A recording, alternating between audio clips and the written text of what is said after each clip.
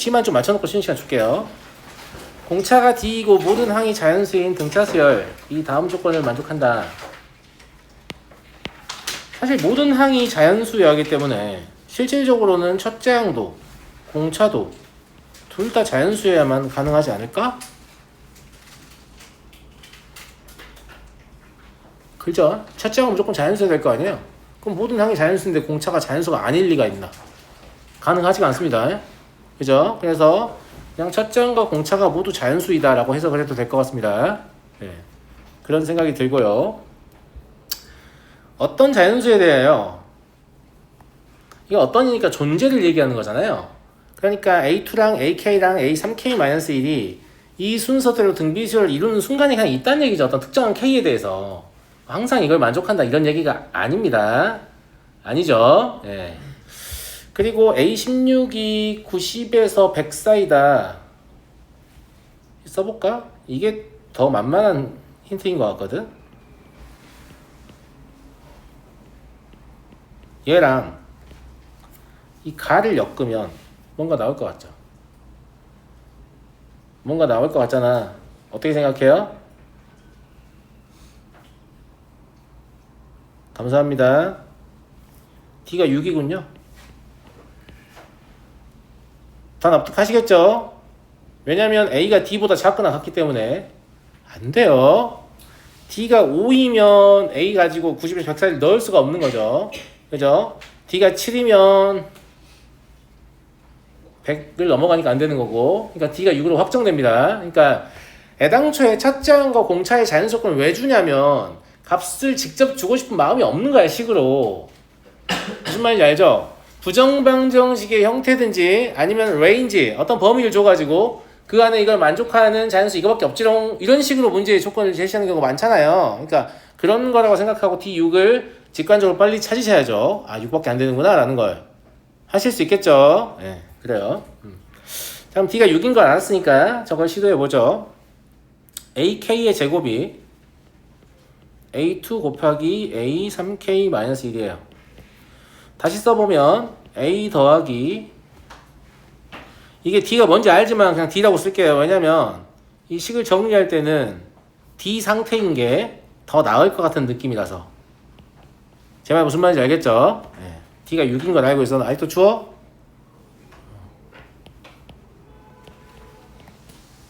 이렇게. 그래서 이 식을 그냥 단순히 전개해서 정리를 하잖아요? 그러면 A제곱은 어차피 전개할 필요 없을 것 같죠? 사라지니까. 그죠? 네. 그러면 2A K-1D 그리고 K-1제곱 D제곱, 이게 A 곱하기 3K, 뭐지 이게?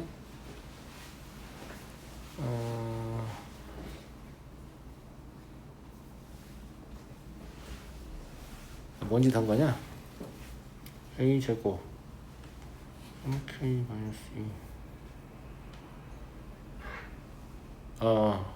3K-1D라고 두 개를 합쳤었네요. 네. 그리고 3K-2D의 제곱이에요. 이 상태에서 D도 이렇게 지울 수 있겠네. 그렇죠? 네. 그리고 이제 D가 6인 걸 알고 있으니까 이걸 전개해서 A만 있는 거하고 D만 있는 거하고 따로 모을 거거든요. A만 있는 걸 모으면, A가 인수 있는 걸 모으면 A 곱하기 K 더하기 1이고, A가 없는 것만 모으면 D로 묶어서 다음과 치를 수 있습니다. 근데 여기는 이제 6이라고 적어도 되겠죠? 맞습니까? 네. 이 상태에서 A가 6보다 작거나 같은 거예요. 이 식을 만족하는 3 이상의 적당한 자연수를 추측하라는 뜻이에요. 존재한다고 했으니까.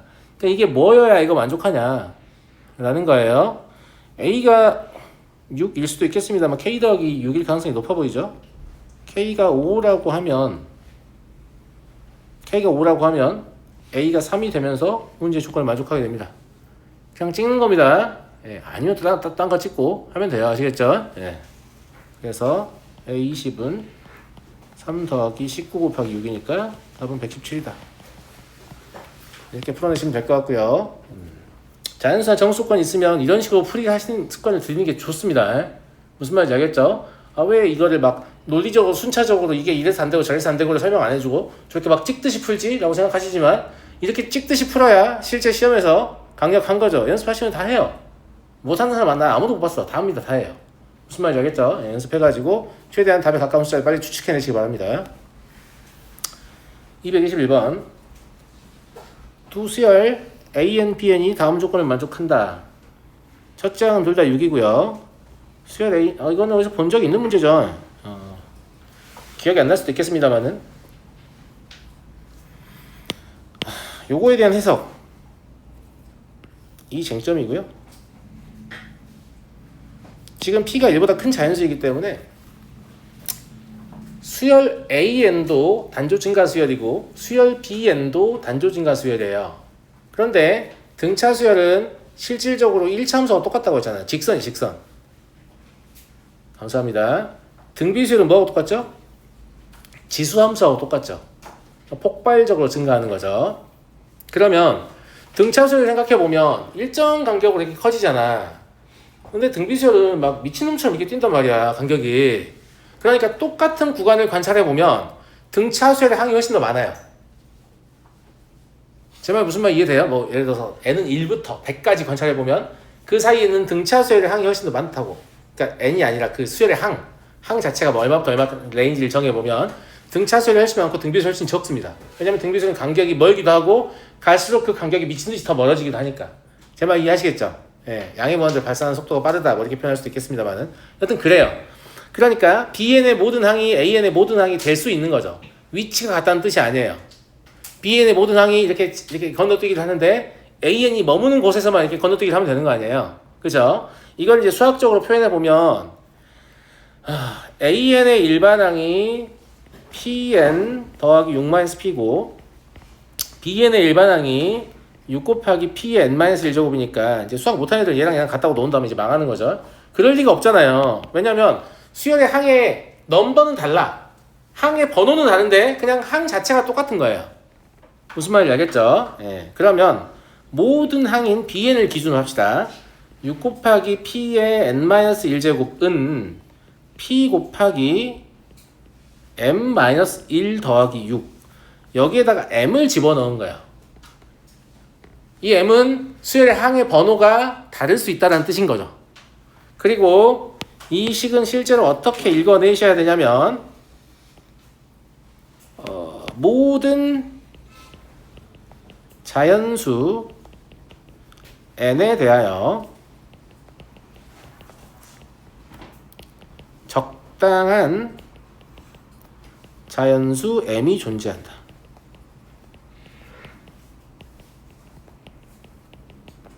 이렇게 읽어내셔야 돼요. 그러면 딱 맞는 설명이죠. 지금 이 문제에서 표현한 걸 정확히 그대로 식으로 옮긴 거죠. 이해하겠죠? 예. 그래서 n에 관한 항등의 입장이고요. 적당한 자연수 m의 존재를 보는 거니까 이걸 m 기준으로 써볼게요. 그러면 p분의 6 하고 p의 n-1제곱 마이너스 1 이렇게 정리가 되겠네요. 이해되시겠죠? 예, 그러니까 얘가 적당한 자연수이려면 얘가 무조건 뭐여야 돼요? 약분돼서 정리가 돼야 되죠. 그러니까 p는 6의 약수가 되겠네요. 1보다 크니까 2, 3, 6 얘 빼고 이렇게 아까 문제에서 1보다 큰 있었는데 합을 얘기했으니까 11이죠. 2를 포함시킨 친구들 꽤 있었어요. 문제 좀 읽으세요. 이해되겠죠? 네. 이해하시겠죠? 선생님 이게 이쪽으로 약분될 수도 있잖아요. 물론 그럴 수 있죠. 그럴 수 있는데 모든 자연수 n에 대하여잖아요. n이 1일 때부터 되는 거예요. n이 1이면 p의 0제곱이니까 1 빼기니까 0이지 않냐? 의미가 없네. n이 2일 때부터 되겠죠. 예.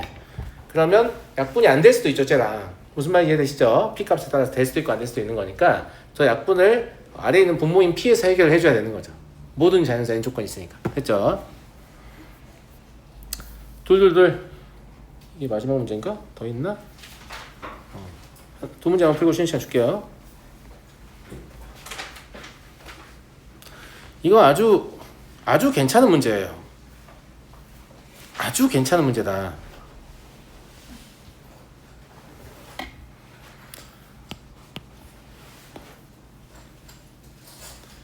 이걸 보면 학생들이 머리 쓰면 어떻게 동작하냐면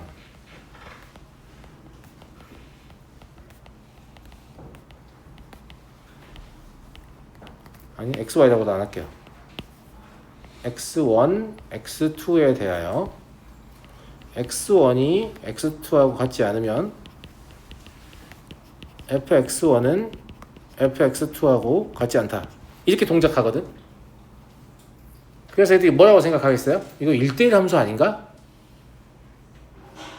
1대1 함수의 정의잖아요. 고등수학 하에서 배우면 1대1 함수의 정의잖아. 쌤 말 맞아요? 안 맞아요? 여기까지 괜찮아. 1대1 함수 말 맞아요. 맞는데 우리가 주로 다룬 함수는 지금까지 무슨 함수였죠? 연속함수였죠. 그럼 연속함수인 경우에 1대1 함수이면 반드시 단조 증가함수이거나 단조 감수함수여야 되거든요. 그죠? 근데 수열은 연속함수입니까? 연속함수가 아닙니까? 연속함수가 아닙니다.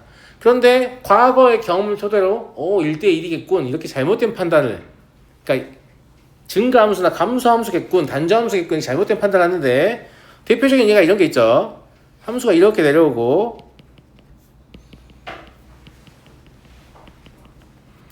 이렇게 가요.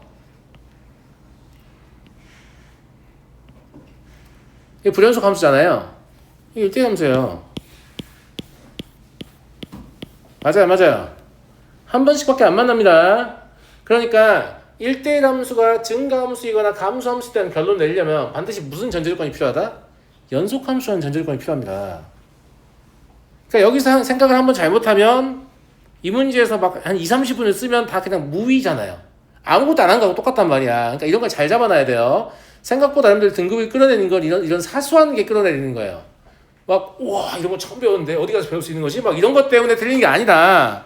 다 이미 알아. 다 아는 건데 좀 잘못 알고 있어. 잘못 착각해가지고 깊이 있게 알지 못해서 그냥 막연하게 이러지 않을까? 이렇게 해가지고 했는데 그게 완전 틀린 내용인 경우, 그런 경우에 굉장히 크게 망해요 시험을. 제 말 무슨 말인지 알겠죠? 예. 그래서 되게 좋은 소재라고 저는 생각하고요. 그래서 저런 생각을 하는 것 자체는 나쁘지 않아. 이게 틀렸다는 게 아니야. 이거 1대1 함수다 라는 건데, 이게 증가나 감소라고 하면 안 된다 이런 얘기입니다. 이해하시겠어요? 예. 근데 선생님 두 자연수 PQ니까 얘 공차는 양수잖아요. 공차는 2P일 거니까 그러면 2차 함수의 그래프는 어차피 아래로 볼록일 거란 말이죠.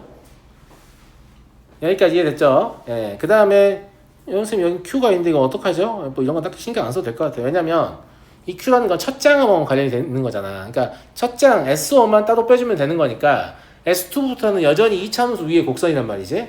그러니까 대충 이렇게 생겼다고 그냥 볼게. 이게 지금 Y는 SN이라고 쓸 건데 이 중에 일부만 이제 SN 위에 점이 되는 거죠. 여기까지 이해됐어요? 감사합니다. 이때 대칭축이 얼마예요? P분의 18이에요?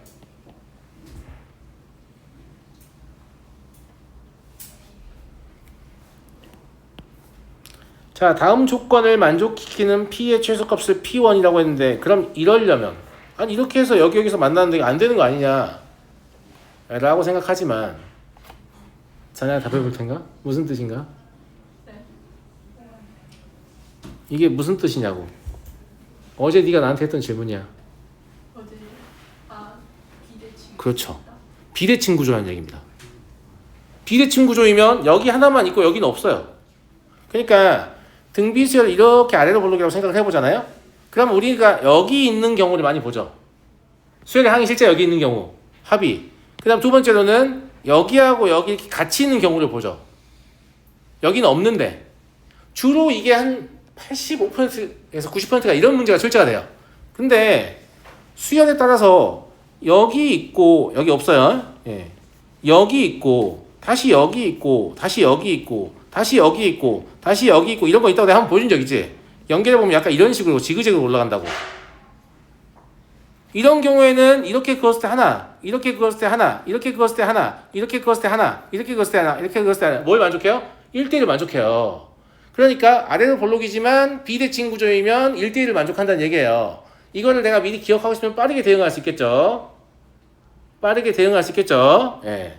그러면 비대칭 구조려면 P에다 1을 넣으면 무조건 대칭 구조입니다. 대칭축이 18이니까. 내 말 무슨 말인지 알지?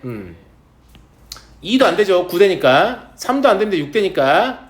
4도 안 돼요. 2분의 9대니까. 5분의 18은 안 되죠. 5분의 18은 어떤 자연수의 평균의 위치가 아니잖아요. 어려운 얘기야 이게. 3.6이면 대칭구조 깨진 거잖아 지금. 그러니까 P는 5일 때가 최소인 겁니다. 이해됐어요? 안 됐어요? 이해되셨죠? 네. 그래서 여기서 SN은 5n제곱 마이너스 36n 더하기 q 이런 꼬라지인 거고요. A는 빠르게 어떻게 구하라고 했죠? 그냥 얘가 없다고 치고 그러면 10n으로 시작해야 되죠. 그 다음에 여기다 2를 집어넣으면 얼마예요? 마이너스 31이죠. 그럼 여기 마이너스 41 있어야 되죠. 그리고 얘가 2부터라고 그냥 우기면 돼. 무슨 말인지 알겠지? 예. 그 다음에 n이 1일 때는 저기다 2를 집어넣은 거니까 q 마이너스 31이다. 이렇게 하시면 SM-SM- 할 필요 없습니다. 그냥 쟤가 없다고 치고 그냥 한 다음에 첫 번째만 따로 구하시면 돼요. 자, 그럼 AN을 나열을 해보면 q 마이너스 31, 그 다음에 마이너스 21, 마이너스 11, 마이너스 1, 9, 19 이런 식으로 갈 거예요. 문제에서 물어본 건 뭐냐면 AK가 A1보다 작거나 같은, 그러니까 A1의 절대값보다 더 작거나 같은 자연수 K의 개수가 3개밖에 안 돼야 돼요. 그러면 절대값이 제일 작은 거 3개를 모아야죠. 그러니까 이거 3개가 절대값이 제일 작겠죠. A1을 제외하면 얘들이 다 A1보다 값이 작아야 된다라는 얘기니까 Q-31은 일단 11보다는 커야 됩니다. 그리고 19보다는 작거나 같아야 돼요. 그 다음으로 절대값이 크네. 이해하시겠죠? 왜냐면 작다를 만족하는 게 3개밖에 안 되니까 여기 경계를 잡지 않으면 19도 포함되면서 4개가 되는 겁니다. 이해하시겠죠? 그래서 이걸 풀어보면 Q는 42보다 크고 50보다 작거나 같다. 이 Q의 합은 그냥 계산하시면 되겠죠. 그래서 이 문제는 그 등차수열의 합을 이차함수로 해석할 때 항이 비대칭 구조로 놓여지는 경우를 물어보는 아주 드문 케이스의 문제입니다. 이런 건 자주 안 나오니까 시간 지나면 리셋돼가지고 이런 게 있었는지도 기억이 잘 안 날 거예요. 그러니까 이 문제를 통해서 잘 정리해 두시기 바랍니다. 이해됐니? 자, 다음 문제. 이 문제는 최근에 학교 시험에서 나온 적이 있어서 기억이 나요.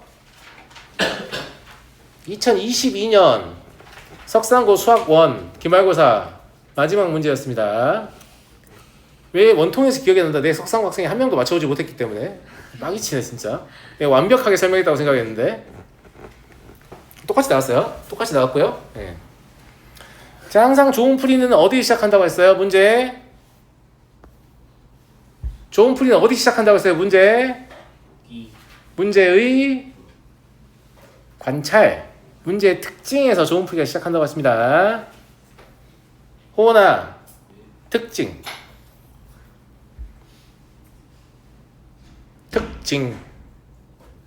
잠깐만, 저것도 시험지 줘야 되는데 시험지 안 줬나? 잠깐만요, 금방 올게요. 시험지 안 줬어 내가?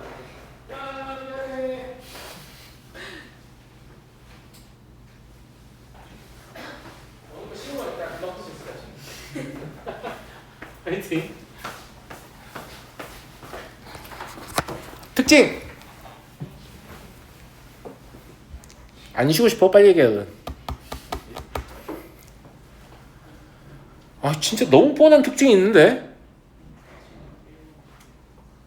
A2부터 A11까지는 2번 사용됐어요. A1과 A12는 한 번밖에 사용되지 않았습니다.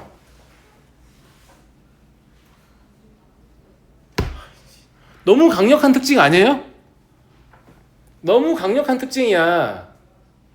제 말 무슨 말인지 알죠? 예, 감사합니다. 그 다음에 이거는 두 수의 차잖아요. 차라는 건 뭐예요? 차라는 건 뭐냐고요? vehicle이에요? 차 뭐예요, 차?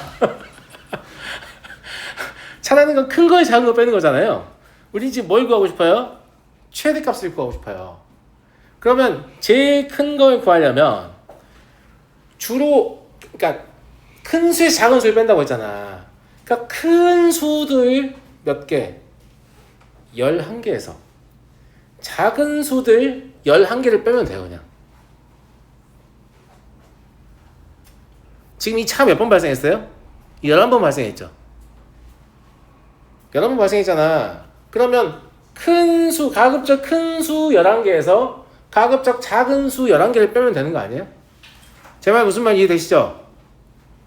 이해되잖아. 예. 그래서 이 주어진 식은 언제 최대가 되냐?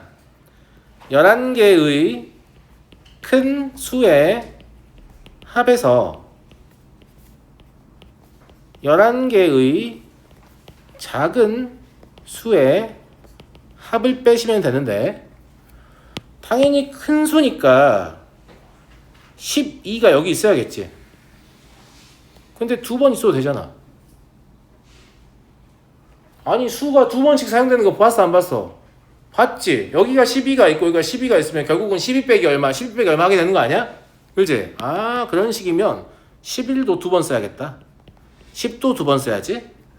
9도 두 번 쓰고 8도 두 번 쓰고 벌써 10개죠? 그걸 7은 한 번만 써야 돼. 한 번만 쓰는 애가 있잖아요, 지금.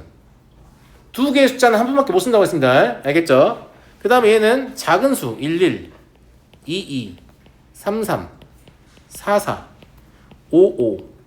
여기서는 6을 한 번만 써야죠. 왜냐면 얘는 작을수록 좋은 애니까 6을 두 번 쓰면 안 돼요. 무슨 말인지 알겠죠? 쟤는 클수록 좋은 애니까 12 같은 거 한 번 쓰면 안 돼요. 7 같은 거 한 번 써야지. 큰 수들 중에서 제일 작은 수 한 번만 쓰는 거고, 쟤는 작은 수들 중에서 제일 큰 수를 한 번만 쓰는 거야. 그럼 이때가 최대값이 나옵니다. 계산하시면 107-36이라서 답은 71이에요. 답을 기억하려고 하지 마시고 그냥 이 아이디어를 보세요. 알겠죠? 예, 문제의 특징을 잘 보시면 애당초에 두 개의 숫자는 한 번밖에 사용되지 못하는구나. 그리고 나머지 숫자는 두 번씩 사용이 되는구나 라는 특징을 알 수 있고, 차라는 건 큰 거에 작은 거 뺐을 때 가장 큰 걸 얻을 수 있기 때문에 최대값은 다음과 같겠다. 이해되시겠죠? 잠깐 쉬었다 할게요.